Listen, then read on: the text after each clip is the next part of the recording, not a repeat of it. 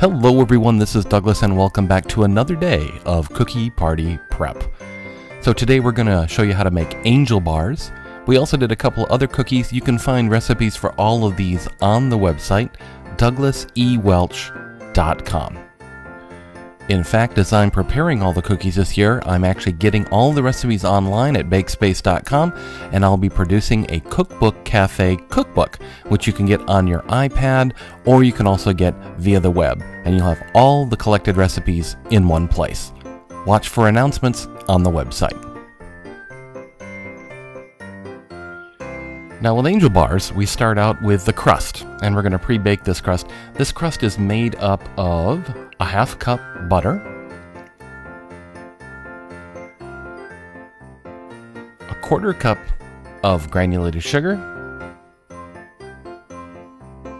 1 large egg,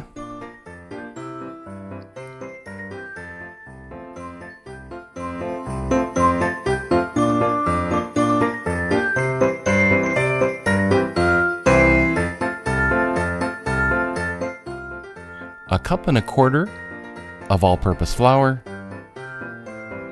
and 1/8 of a teaspoon of salt, tiny little amount.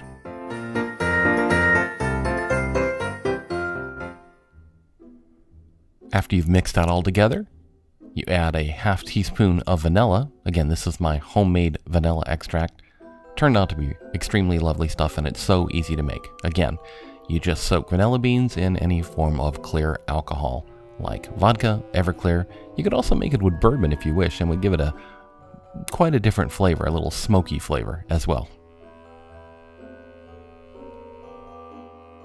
Once the dough's all together, it's a rather sticky dough actually, you pat it out into a pre-greased glass baking dish, and then we're going to blind bake this crust a little bit. We're not going to cook it all the way through. We're just going to bake it enough so that it holds up to the topping we're going to add a little bit later. If it's too sticky, you can dust a little flour on top like you saw me do here. Then it's off to the oven for a quick pre-bake, 350 degrees for 15 minutes. So while the crust is pre-baking, we're going to make the topping. First of all, we start with 2 eggs. You beat those eggs up. Then you add to that 1.5 cups of brown sugar.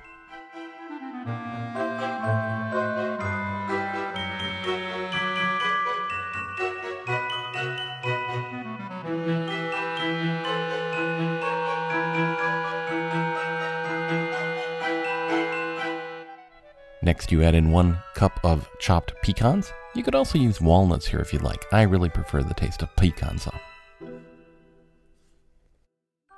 2 tablespoons of all-purpose flour,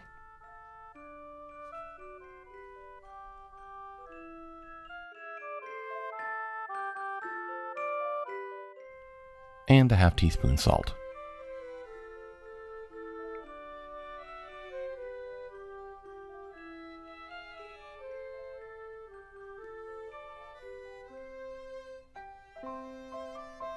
Once again, a teaspoon of my homemade vanilla extract. And then you start to mix everything up.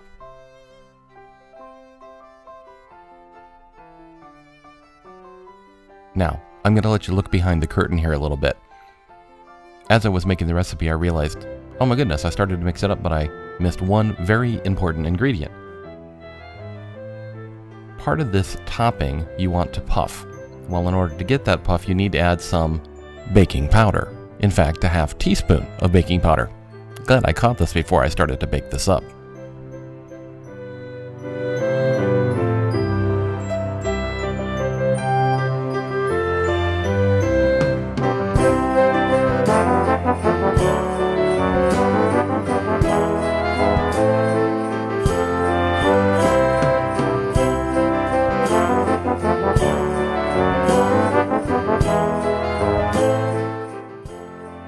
Okay, so here's our pre-baked crust after 15 minutes in the oven, and we simply spread over the topping. The topping can be a little sticky, so if you need to, you can simply pick up the baking dish and tilt it into all four corners to spread the topping across the entire crust. This then goes back in the oven for about 25 minutes. Here it is about halfway through the baking time. I wanted to show you this because you can see how the top starts to set. You'll know that the angel bars are done baking when the brown edges you see here have moved across the entire dish.